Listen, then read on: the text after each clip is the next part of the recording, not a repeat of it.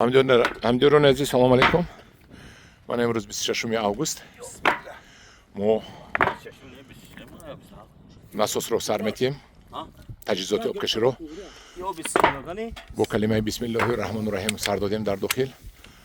برق رو با تمامی صنعتش آوردیم، حجت‌هایش رو تخت کردیم. برق ما یک فاز و یک نول است. ناسوس ما راکت هست، بلندیش 200 متر باید بردارد. درازی شلنگ ما 1 کیلومتر 300 متر یعنی 1300 متر است. همین شلنگ چیل است، درونش 35. بلندی آب ما 75 متر است. اکنون میبینیم که همین چقدر میبرد آب رو میدهد. تجهیزات آبکشی ما اونجا رفت در 5 متر 50 سانتی متر موندیم. داخل آب 2 متر رفت. خود ناسوس 1 متر باشد، بلندی آب ما 2 متر است. از 50 سانتی متر آب رو میکشد با مقصدی که یگان کودک‌ها اینجا داخل دور نشوند. ما بالاش یک تونوکه میمونیم، یک سنگی کلان میمونیم. بسم الله الرحمن الرحیم. کنی автомата بردار.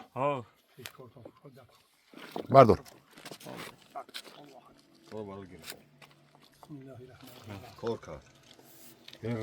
آنا کورکات وانگاست. آب رفته؟ آب رفت. اکنون ما سر زمین میریم، میبینیم آب رو میپرتاید یا نه. همدیران عزیز منو تبریک کنید. منو آب اومد. بردار بچم کنی. منو آب اومد تخمینا 1 کیلومتر 300 متر در 15-20 دقیقه اومده رسید. همین آب برای ما بسنده است که من این آب رو مثال میگیریم شب و روز تیم با آب قطرگی. این برای من بسنده است. من همدیران عزیز کارهای آبیاری کنی من خاتمه مثبت بخشید، در خاتمه شد، یعنی که با موفقیت کارهای من انجام گرفت و من دیگر باغم را خدا خواهد همین خیلی آبیاری میکنم. همدیران عزیز من میخوام یک چی بگم مینداری خودم رو بیان کنم بعد آدمانی که در همین برآمدن آب سهم گذاشتن و یک مینداری کنم. یک جوانمرد از یوتیوب که من نمیشناسم، نامش رو نمیدونم، برای من 1000 سومونی روان کرد و من در قرضدار بودم، از کفشلگر با وی دادم. دودر یکش رحمت به تو، خدا تو رو بوی کند، خدا سلامتی تیاد به پدر و مادرت، به خودت، به فرزندان و نبرایت. الهی عمر درازی با برکت بینی.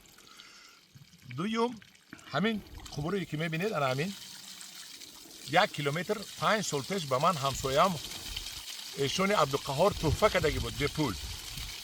ایشون بابا خدا برکت بینید.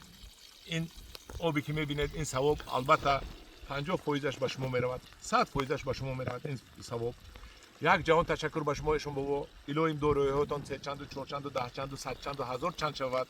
فرزندکاتون سخت سلامت در نبرکاتون در گیرتون با بجان گفته گردم. بعد کرام جوره جان از قشلق از امده چوربوق دودرکمان با من اکسکواتر دودگی بود که پول نگرفتم، پولی راست خودشو کردم و من ماشین داد که آوردم. یک جهان تشکر کرام جوره جان. من در خدمت تو جوان مرد هستی، منم جوان مرد خدمتشو میکنم. من در خدمت تو. همدیاران عزیز یک جهان تشکر به همه پتپشیکا که شما منو با سخن نیک دستگیری کردید که آب میبروید حرکت کن و آب رو من بروردم. دیدید همدیاران عزیز، بچه‌ها یا جوانان، هیچ وقت دل سرد نشوید، دل خنک نشوید. کاری که دست گرفتید خطا کردید، اون کار رو خطاگیتون رو اصلاح کرده با دوام دید و آب میبیاید. من همین خیلی آب میبیاید، باغ‌های شما آبیار میشود، باز همسایه‌های اولی از این آب برخوردار میشوند. گفتی وای مردک چند تا کمبغل آب بشه گرفتی، چند کمبغل صاحب آب میشود. من ببینید آب گرم است، خیلی تابستون است، شلنگ در بالای زمین است، شلنگ جوش است، گرم است. انا همدیران عزیز ما بریدیم، ما مبارزه بردیم، آب رو آوردیم. امروز من همین چولی ملک رو آبدار میکنیم. خدا خواهد ما نهالخانه نهالستان های بهتری میکنیم برای شما. نهال های بهترین دنیا را دسترس میکنیم.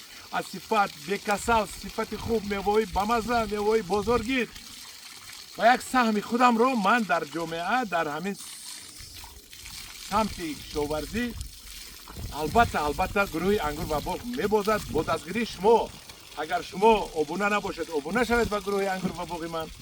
اگر شما لایک مونید دیگه سخنان نیک گوید. و شما یک جهان تشکر. انا این بود آبی من. در پناه خدا باشید.